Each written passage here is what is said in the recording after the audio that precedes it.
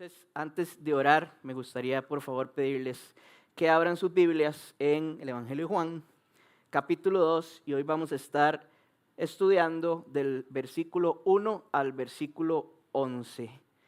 Y quisiera leerlo antes de que hagamos una oración juntos. Entonces vamos a leer Juan 2, versículos del 1 al 11, que dice así, esta es la palabra del Señor, y dice: Al tercer día se celebró una boda en Caná de Galilea, y la madre de Jesús se encontraba allí. También habían sido invitados a la boda Jesús y sus discípulos. Cuando el vino se acabó, la madre de Jesús le dijo: ya no tienen vino. Mujer, ¿eso qué tiene que ver conmigo?, respondió Jesús. Todavía no ha llegado mi hora. Su madre dijo a los sirvientes: hagan lo que él les ordene.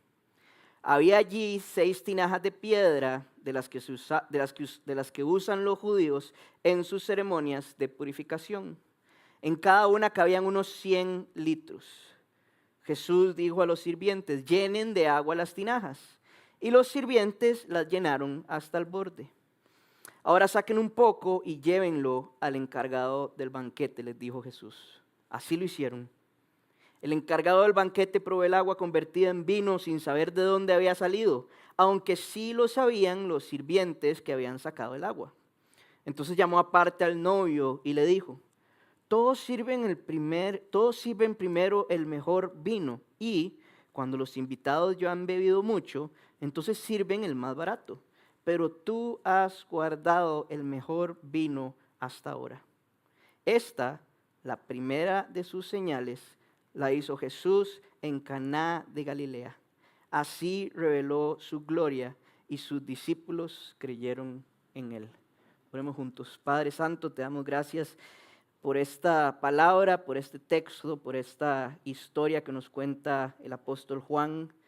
Y yo te ruego que nos hables a través de ella esta noche, Señor, que nos enseñes algo nuevo, pero especialmente, Señor, que acerques nuestro corazón al tuyo, que te podamos dar gloria y que podamos ver tu gloria a través de lo que nos vas a enseñar hoy, Señor.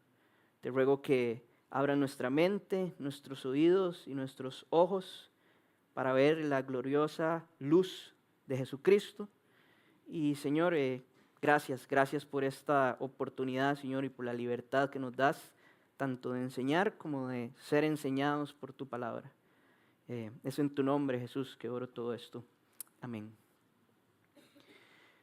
Llegamos ahora en el capítulo 2 a lo que los teólogos llaman el ministerio público de Jesús. En el Evangelio de Juan, este ministerio público de Jesús se encuentra en los primeros 12 capítulos del libro. Seguidamente, después del capítulo 12, a partir del capítulo 13 hasta el capítulo 16, lo que vemos es un ministerio más privado. Es un ministerio que Jesús únicamente hace con sus apóstoles, con los 12 apóstoles. Y al final, después de esto, a que se le llama el aposento alto, o lo que sucede en el aposento alto para culminar el libro de Juan, está la semana de la pasión. Y la semana de la pasión lo que vamos a ver es el arresto, la muerte y la resurrección de Jesús. Pero aquí empezamos lo que se le llama el ministerio público de Jesús. Ahora, para hacer una recapitulación de lo que pasa en el primer capítulo del Evangelio de Juan, vemos que está lleno de testimonios acerca de quién es Jesús. Primeramente, el escritor, que la semana pasada estudiamos, que era el apóstol Juan, escribe que Jesús es el verbo, o sea, que es la palabra y que es la revelación de Dios. Vemos que estaba desde el principio, o sea, desde la eternidad, que estaba con Dios y que era Dios. Recordemos que Jesús es el segundo miembro de la Trinidad: Dios Padre, Dios Hijo Jesucristo y Dios Espíritu Santo. Nuestro Dios es 3 en 1. También vemos que Juan nos dice que Jesús es el creador, que todo fue hecho por medio de Él y que nada de lo creado sin Él llegó a existir. Y vemos también que ese verbo se hizo hombre y habitó entre los hombres y mujeres que Él mismo había creado bajo el nombre de Jesús. Lo podemos leer en Juan 1, versículo 14, que dice así: y el Verbo se hizo hombre y habitó entre nosotros, y hemos contemplado su gloria, la gloria que corresponde al Hijo unigénito del Padre, lleno de gracia y de bondad. Y amigos, quise volver a leer este pasaje porque creo que este pasaje es totalmente clave para entender el Evangelio de Juan. Vemos ahí que dice que la gloria de Jesús es la gloria que corresponde al Hijo unigénito del Padre y que está llena de gracia y de verdad. Tengamos eso ahí porque pronto vamos a volver ahí a ese momento. También vemos que el apóstol Juan dice que Jesús es la luz del mundo y que aunque en su mayoría aquellos que Él mismo creó no reconocieron esa luz, a los que sí recibieron la luz se les dio el derecho de ser hijos de Dios.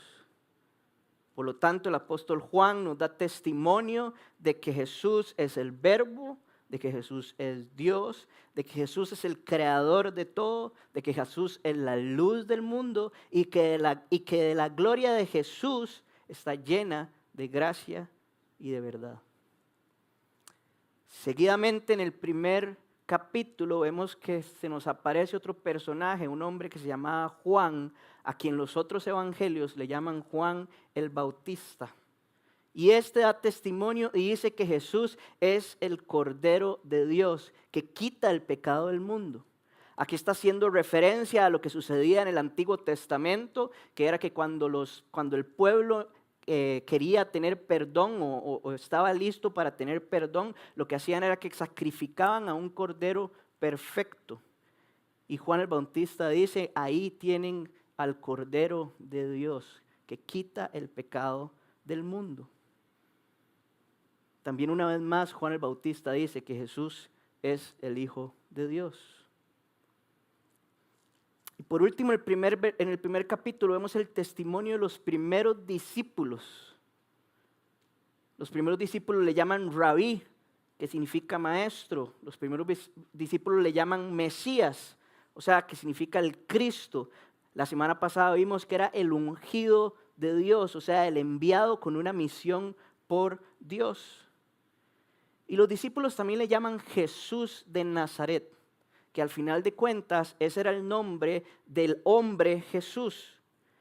Usualmente en aquellos tiempos se le hacía referencia al nombre principal, al nombre primario de la persona y al lugar a donde habitaba. Entonces él era Jesús de Nazaret.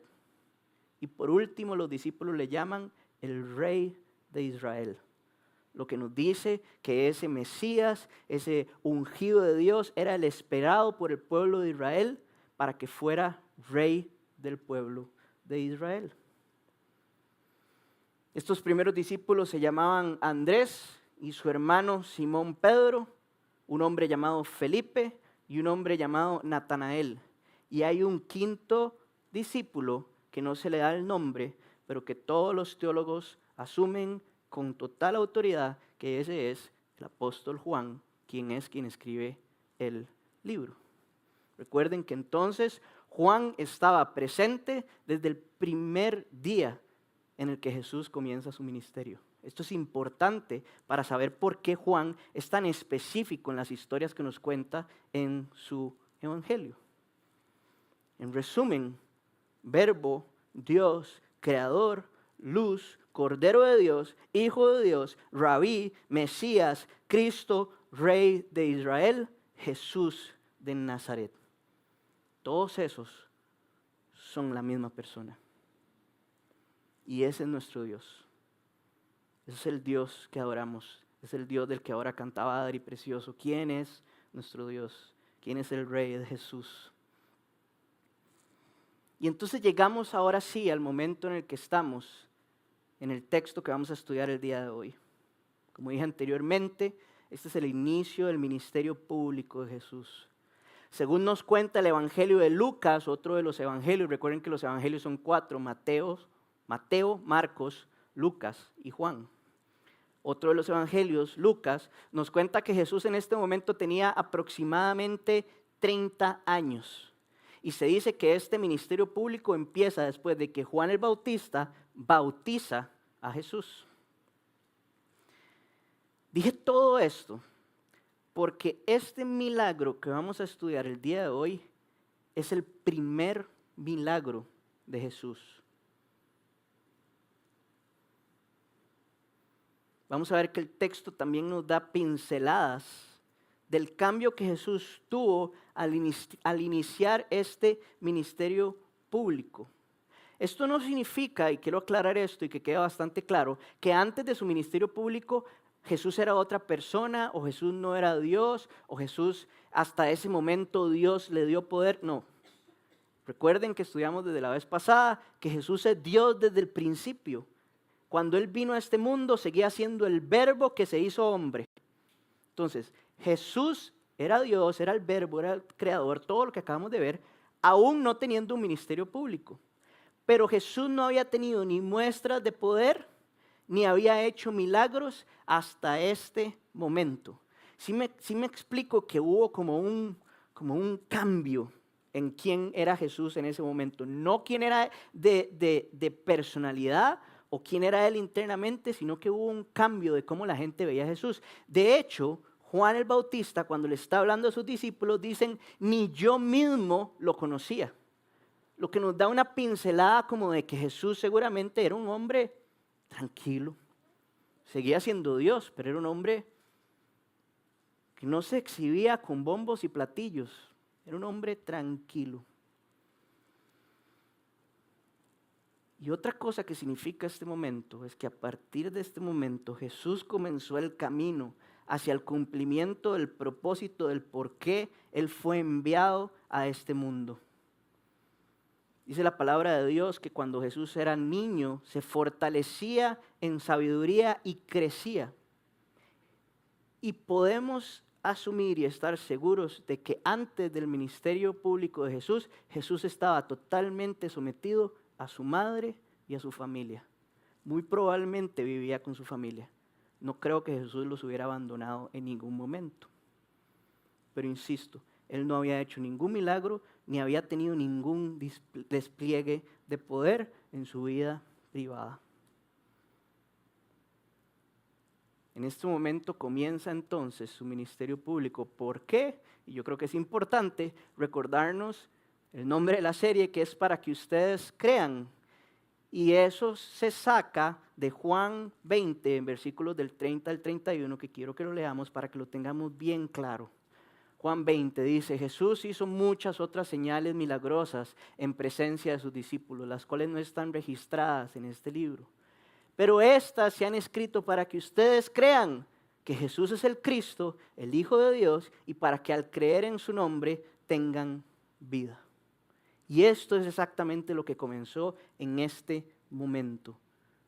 El camino para que creamos que Jesús es el Cristo, el Hijo de Dios, y para que al creer en su nombre tengan vida. Amigos, la Biblia pudo haber estado compuesta únicamente del primer capítulo de Juan, y ya eso nos hubiera dado suficiente información para creer quién era Jesús, y para que al creer en Él tuviéramos vida. Pero vean todo lo que el Señor nos dio por pura gracia y por pura misericordia.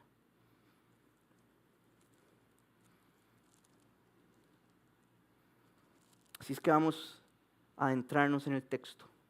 Juan 2, capítulo 11. Juan capítulo 2, versículo 11. Nos recuerda también el propósito del por qué Jesús hizo esta señal. Y dice lo siguiente, Juan 2, 11 dice, esta es la primera de sus señales. La hizo Jesús en Caná de Galilea. Ojo, así reveló su gloria y sus discípulos creyeron en Él. Entonces, ya leímos Juan 20, ahora leímos Juan 2. Juan 20 es el propósito de todo el libro, Juan 2 es el propósito de esta señal, pero por supuesto que tienen congruencia entre ellas. La forma en que se comprueba que Jesús es el Cristo, el Hijo de Dios, es a través del despliegue, o sea, la revelación de su gloria. La cual, como leímos anteriormente, les dije que la dejáramos ahí guardada, está llena de gracia y está llena de verdad. Y es la misma gloria del Padre. O sea, la gloria de Jesús, por supuesto, es la gloria de Dios. Y amigos, es difícil explicar qué significa la gloria de Dios en palabras humanas, porque no es algo físico. Y yo considero que para entender un poco mejor qué significa la gloria de Dios, lo que tengo que hacer es explicar lo que significa la santidad de Dios. Dios es santo. Lo que eso significa es que Él está totalmente apartado, Él es único. Y por ende, Dios no puede estar en presencia de algo malo o de algo impuro. Y aún así estaba Jesús. Entonces, la gloria de Dios es la manifestación externa de la santidad de Dios. Cuando vemos que la gloria de Dios está siendo revelada a través de Jesús, lo que estamos viendo es la santidad de Dios expresa externamente en Jesucristo. Esa es la manera en que podemos explicar el regalo de gracia, que es que seres humanos pudieron estar en presencia de la gloria de Dios. Y eso es maravilloso. Ahora, ¿cuál fue la primera señal? Jesús convirtió el agua en vino. Una vez más, si solo tuviéramos esta información, solo eso nos debería de convencer de que Jesús es el Cristo y es el Hijo de Dios. Porque sin mucha más información y sin mucho conocimiento, podemos saber que para que haya vino, tienen que haber uvas o alguna otra fruta que produzca vino, tiene que haber levadura para fermentarlo, tiene que haber azúcar, tiene que haber equipos sofisticados para hacer el vino y especialmente tiene que haber tiempo. El vino nunca en la historia de la humanidad ha salido de la nada, solo en este momento. Vayamos desgranando el versículo, vamos a Juan 2, el pasaje, vamos a Juan 2, versículos del 1 al 2, que dice así. Al tercer día se celebró una boda en Caná de Galilea y la madre de Jesús se encontraba allí. También habían sido invitados a la boda Jesús y sus discípulos.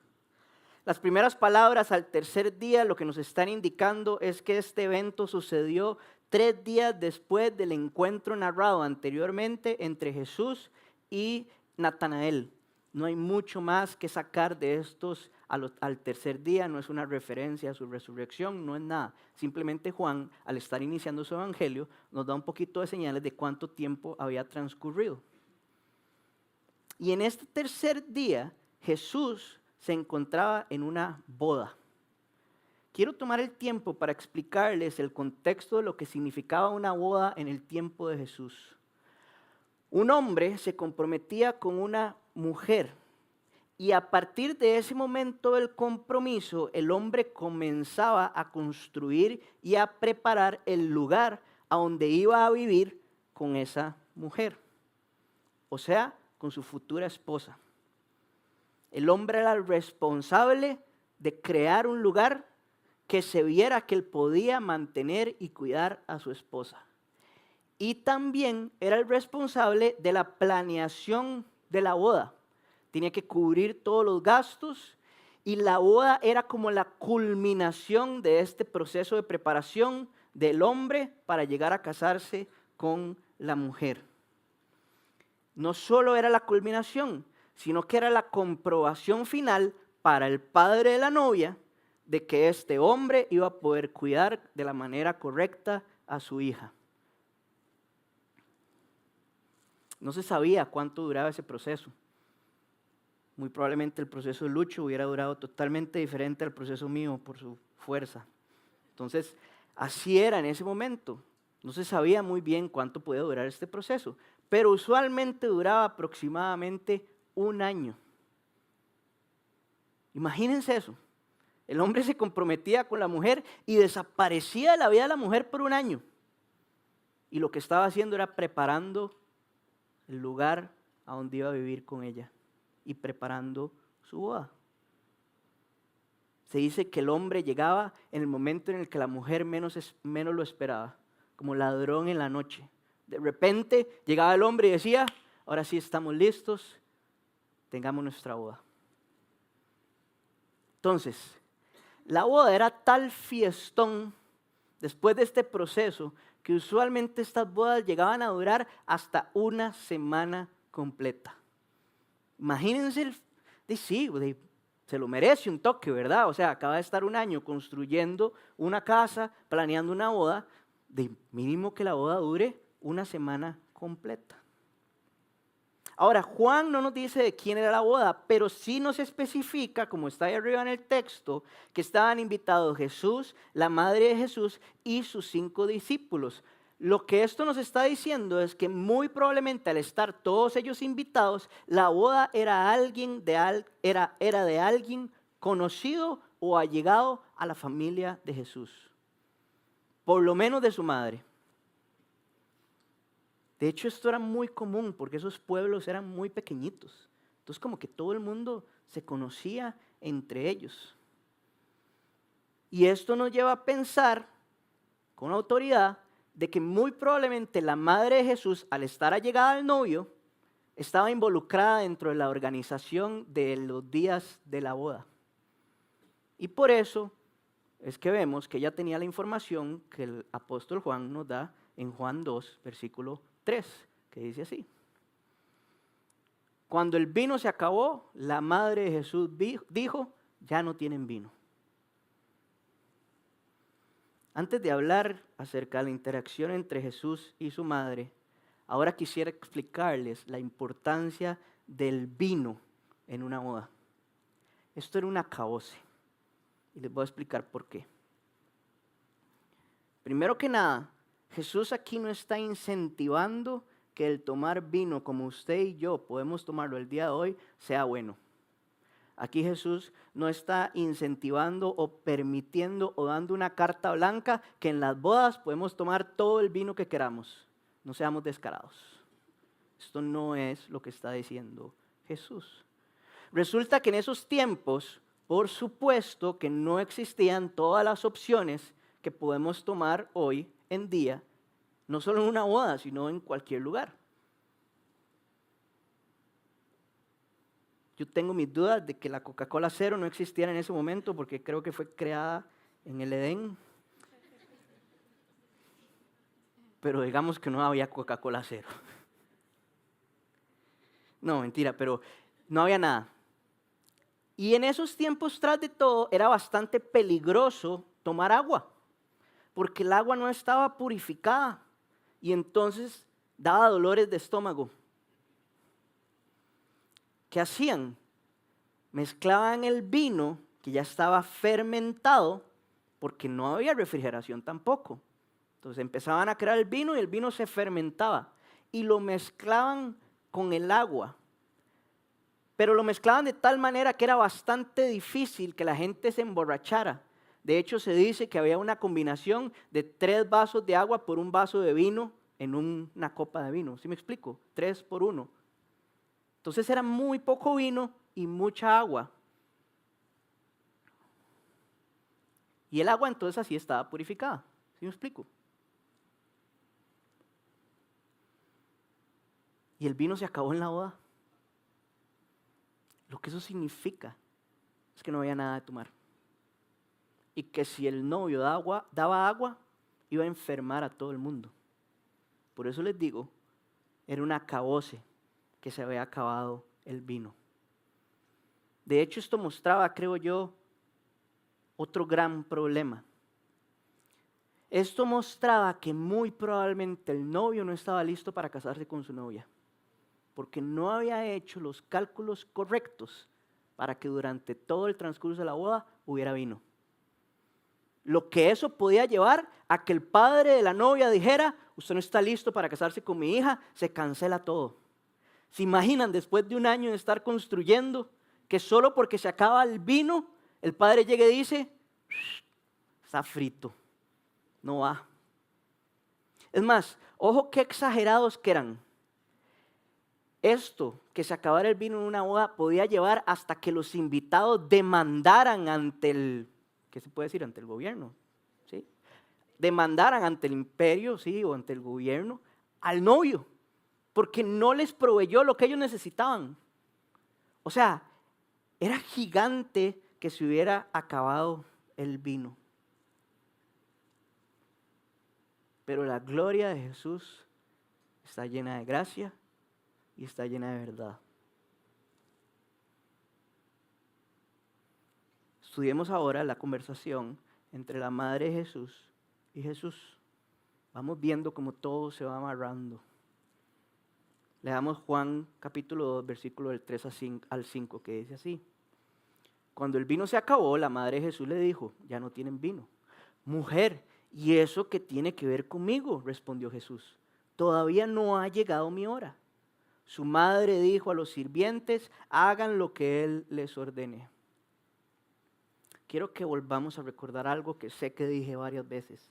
Este fue el primer milagro de Jesús. Antes de esto no habían habido milagros ni muestras de poder. Por lo que entonces pretender o asumir que María sabía lo que Jesús iba a hacer, que era un milagro, no tiene ningún sentido. Porque ella nunca había visto a Jesús hacer un milagro. Lo que sí podemos saber por todo lo que hemos estudiado es que de fijo había una preocupación por parte de María por la reputación del novio, por el bienestar de los invitados. Y entonces, ¿qué hace ella? Acude a Jesús. Pero les voy a explicar por qué acude a Jesús inmediatamente. Según grandes estudiosos de la Biblia y por diferentes comprobaciones que podemos ver en los evangelios, en este momento José, quien fue esposo de María, quien era el padre terrenal de Jesús, se había muerto. Se dice que en este momento María era una viuda. Podría demostrarles lo que los estudiosos dicen, pero básicamente José es mencionado cuando Jesús es chiquitito y después de eso ya no es mencionado más. Y si nos vamos todavía más adelante, cuando Jesús está en la cruz, él vuelve a ver a Juan y a María y le dice, mujer, ahí está tu hijo, y hijo, ahí está tu madre. Él hace esto porque no existía José. O sea, María no tenía un esposo en ese momento. Entonces, si María era viuda, acudía al primogénito. ¿Y quién era el primogénito? Jesús. Es bastante claro porque María, con su preocupación de lo que estaba sucediendo por el novio, por los invitados, ¿qué hace? Acude a Jesús.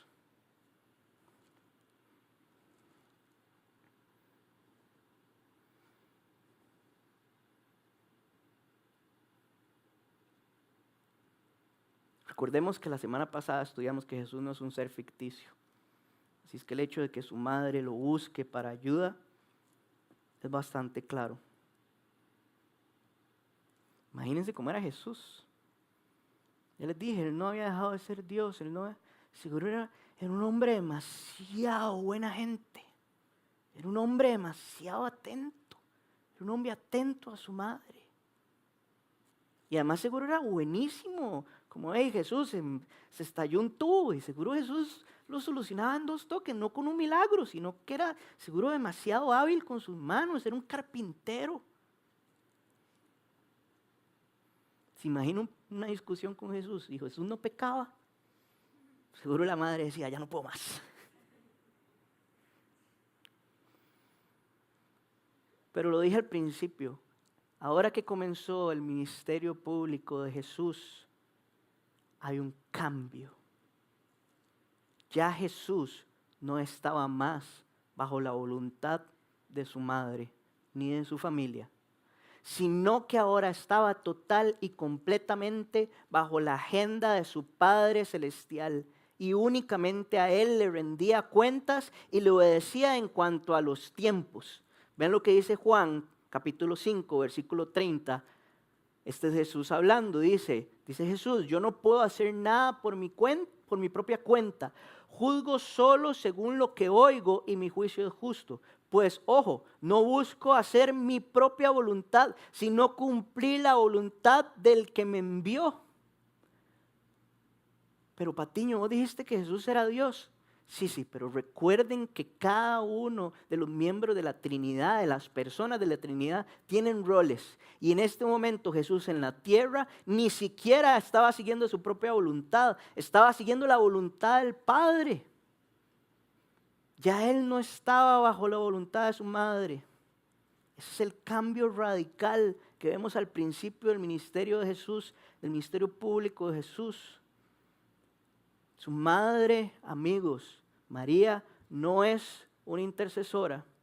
María no es una manera de convencer a Jesucristo para que haga milagros.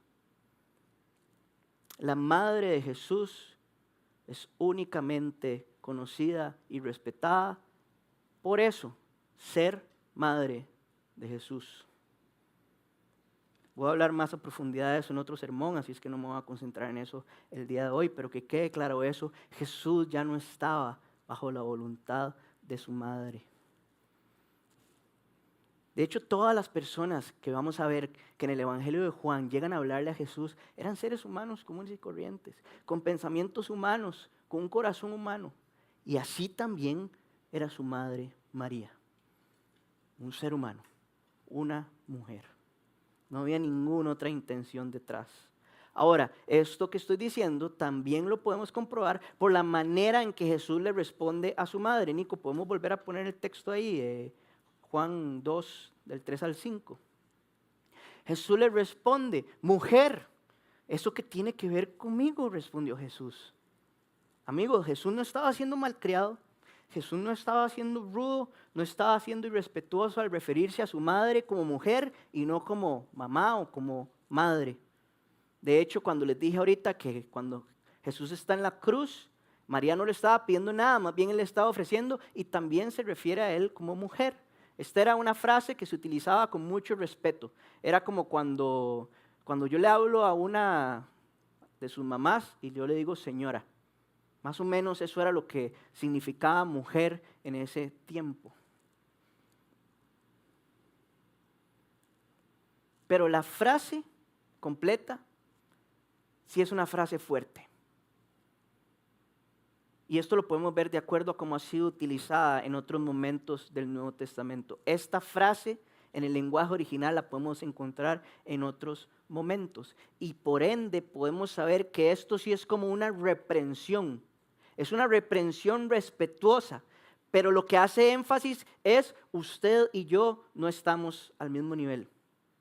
Por ende yo no tengo que hacerle caso a usted.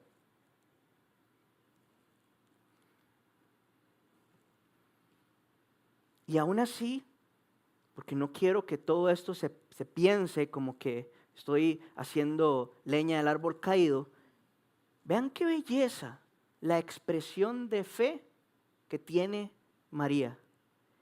Ella aún así, sabiendo que su hijo respetuosamente la acaba de reprender, va a donde los sirvientes y le dice, hagan lo que él les ordene.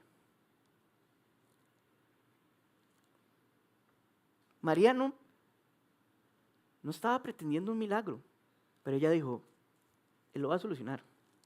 ¿Cómo? No sé, pero lo va a solucionar. Confío en él, tengo fe en él.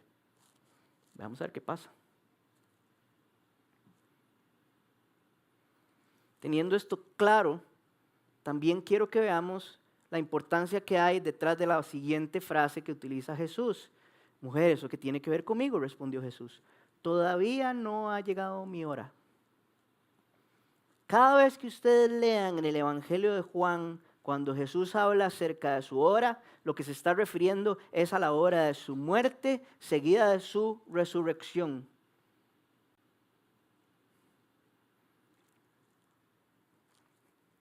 No ha llegado mi hora. Muchas veces vemos a Jesús, después de hacer un milagro, diciendo esto, en estas palabras específicas o en otras similares, porque recuerden lo que dije anteriormente y lo que nos enseña la palabra de Dios completa. Jesús no quería ser coronado como rey de Israel en ese momento. Él no quería que lo levantaran en brazos, que hubieran bombos, platillos, juego de pólvora. Vean cómo lo dice Juan, capítulo 7, versículos del 2 al 6. Dice así.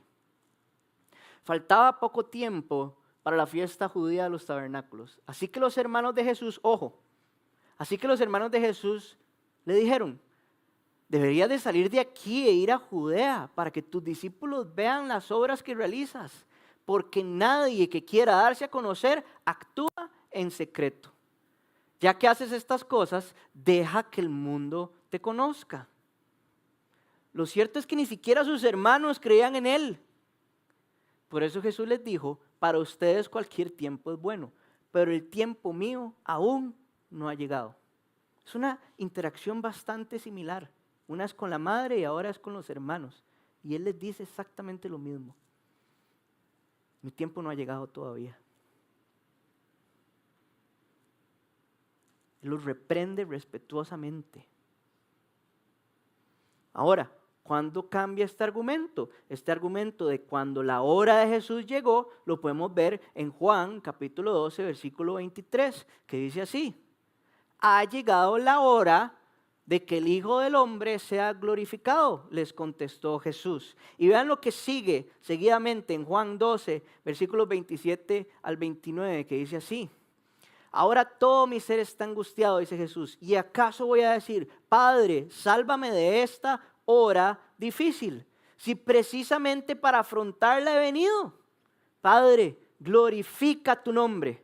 Y oigan, vean qué maravilla. Se oyó entonces desde el cielo una voz que decía, ya lo he glorificado y volveré a glorificarlo. La multitud que estaba allí y que oyó la voz decía que había sido un trueno. Otros decían que un ángel le había hablado. Ya ahí había llegado la hora de Jesús. Pero amigos, el tiempo antes de esta hora no fue un tiempo desperdiciado o un tiempo muerto. Todo el ministerio público de Jesús apuntaba a la cruz y era la manera en que Él se iba revelando al mundo, en que Él iba revelando su gloria con destellos de lo que sucedería cuando, como dice aquí el Padre, Él fuera totalmente glorificado, glorificado completamente. Y así enseñaba y sus discípulos creían en Él. Ojo, no por las señales que hacía, sino por lo que Él revelaba con su gloria. Recuerden que les dije, no nos concentremos en la señal en sí, concentremos. Por eso he tomado tanto tiempo de explicarles todo el contexto del texto. Porque es para que nos maravillemos de quién es Jesús. No de la obra en sí, sino de quién es Jesús.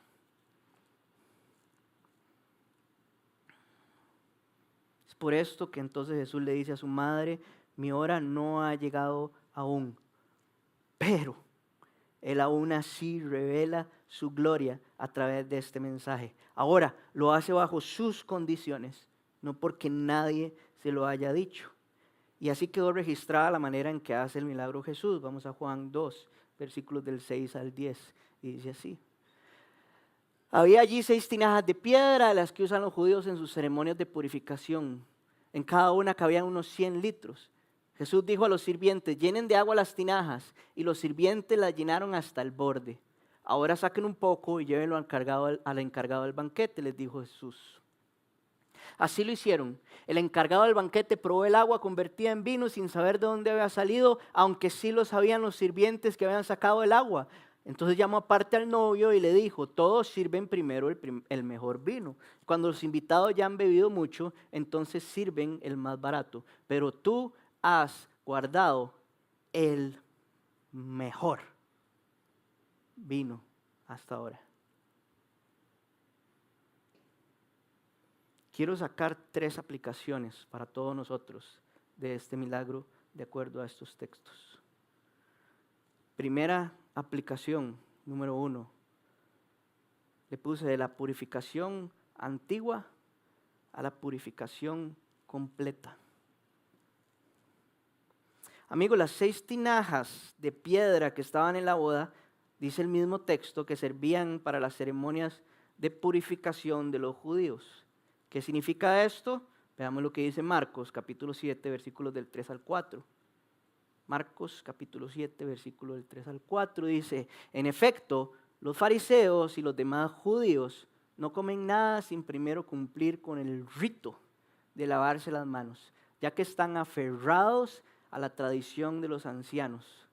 Al regresar del mercado no comen nada antes de lavarse y siguen otras muchas tradiciones, tales como el rito de lavar copas, jarras y bandejas de cobre. Yo creo que podríamos llegar a pensar de que una práctica con todo el polvo que había en esos tiempos y la falta de implementos de limpieza, mi esposa seguro hubiera usado esas tinajas, no saben, ¿verdad? Es más, el otro día me contó Desi que Gabo no puede dejar un plato sucio en el sink. ¿Cómo se llama eso? Ay, otra vez una palabra en inglés que me deriva también en el lavaplatos. La pila, sí, exacto. Yo le dije a mi esposa que no se decía pila, pero bueno. Podemos pensar que es una muy buena práctica la que tenían los judíos, pero oigan que dije práctica y que mientras leía el texto, varias veces Marcos nos dice la palabra rito y la palabra tradiciones. Entonces el problema aquí es que los fariseos y los judíos de ese momento habían llegado hasta tal punto que estas tradiciones y ritos las habían puesto a la misma altura que la ley de Dios, y con esas tradiciones medían qué tan piadosos o conocedores de Dios eran las otras personas que no cumplían con estos ritos. O sea, andaban como policías viendo a ver quién lo estaba cumpliendo. Y obviamente los fariseos y los judíos rajaban de que ellos cumplían eso a la perfección porque se consideraban superiores a otro. Vean cómo lo pone otra vez Marcos en Marcos 7, del 5 al 8. Dice así: así que los fariseos y los maestros de la ley le preguntaron a Jesús: ¿por qué no siguen tus discípulos la tradición de los ancianos en vez de comer con manos impuras? Y Jesús les contestó: tenía razón Isaías cuando profetizó acerca de ustedes, hipócritas, según está escrito: este pueblo me honra con los labios, pero su corazón está lejos de mí. En vano me adoran. Ahí hace falta algo. Voy a leerlo aquí. Sus enseñanzas no son más que reglas humanas. Ustedes han desechado los mandamientos divinos. Oigan qué fuerte. Ustedes han desechado los mandamientos divinos, les dice Jesús, y se aferran a las tradiciones humanas. Bueno, las tinajas que se encontraban en la boda servían justo para esto, para que los judíos desecharan los mandamientos divinos y se aferraran a las tradiciones humanas.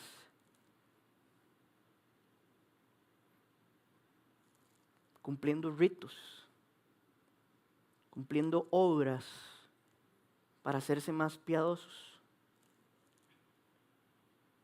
Y Jesús entonces indica que llenen las tinajas de agua. Esto podían ser aproximadamente unos 150 galones de agua. Y Jesús transforma esa agua en vino.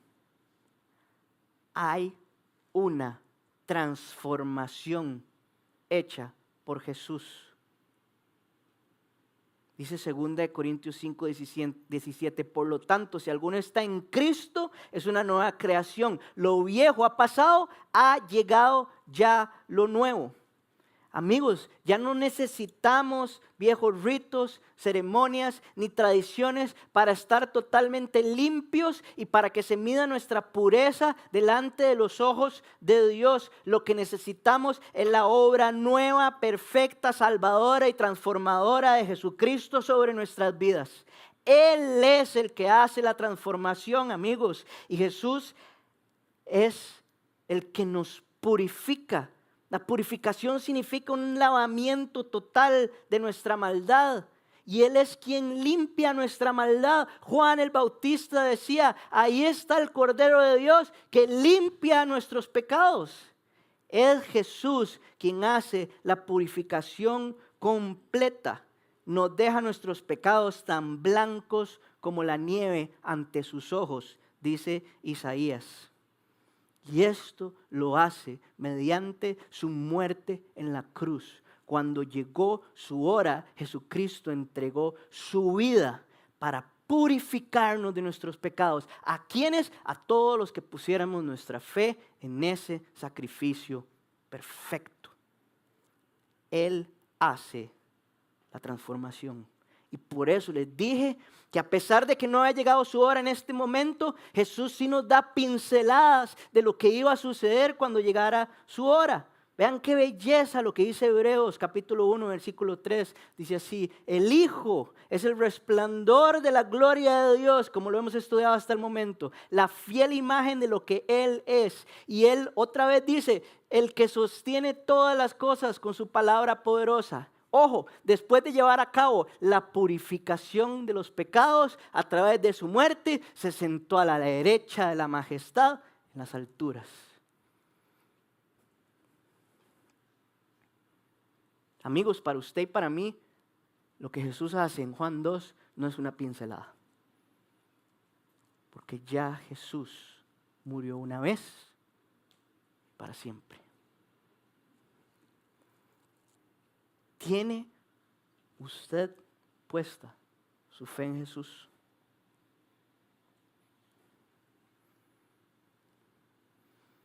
Si usted antes vivía esclavo de tradiciones, ritos y ceremonias, Jesús es quien hace una transformación en sus vidas y carga con esas religiosidades. Y cada acto que entonces ahora hacemos por Dios es un acto de amor en respuesta de lo que Él hizo. Es un acto de adoración. La transformación del agua al vino es más poderosa que una simple señal. Es una muestra de lo que iba a hacer Jesús para todos los que aceptamos la luz y entonces tenemos el derecho de ser hijos de Dios. Él es quien nos purifica por completo. Él hace la purificación completa. Aplicación número 2, y a esta le puse: el verdadero novio es Jesús. Cuando le cuentan a Juan el Bautista que Jesús estaba bautizando al igual que él, esto lo podemos ver en Juan 1, y que ahora no acudían a Juan el Bautista, sino que la gente empieza a acudir a Jesús, Juan le responde lo que vemos en Juan 3, versículos 28 al 30, que dice así. Este es Juan el Bautista hablando. Ustedes me son testigos de que dije: yo no soy el Cristo, sino que he sido enviado delante de él. Y vean lo que dice después. El que tiene a la novia es el novio, pero el amigo del novio que está a su lado lo escucha y se llena de alegría cuando oye la voz del novio. Esa es la alegría que me inunda, dice Juan el Bautista. A él, a Jesús, le toca crecer y a mí, Juan el Bautista, me toca menguar. Amigos, Juan el Bautista era el amigo del novio y Jesús era el novio. Y como vimos anteriormente, les tengo una gran noticia, porque este novio también está preparando algo de lo cual usted y yo podemos ser parte, pero Él es el responsable y es mejor que cualquier novio terrenal. A Él no le van a fallar los cálculos, amigos. Y espero que este texto les dé esperanza. Juan 14, versículos del 1 al 4, dice así: no se angustien, confíen en Dios y confíen también en mí, dice Jesús. En el hogar de mi Padre hay muchas viviendas. Si no fuera así, ya se los habría dicho a ustedes. Ojo, voy a prepararles un lugar. Y si me voy y se lo preparo, qué glorioso, vendré para llevármelos conmigo.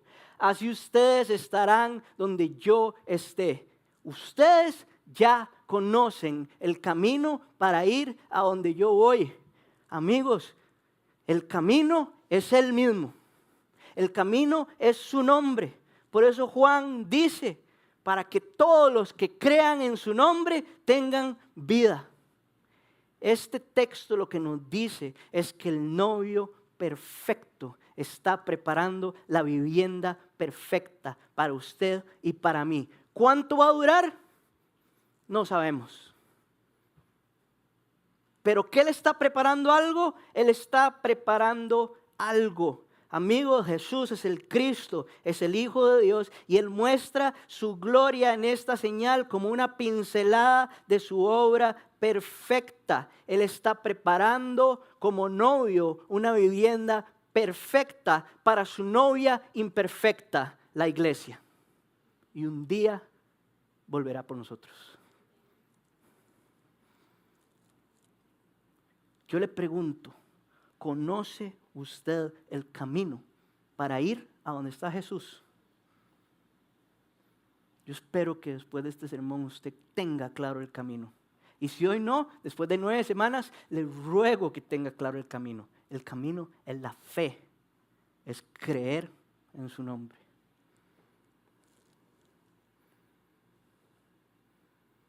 Y número 3, aplicación número 3, y con esta termino. Y le puse: la gloria siempre es para Él.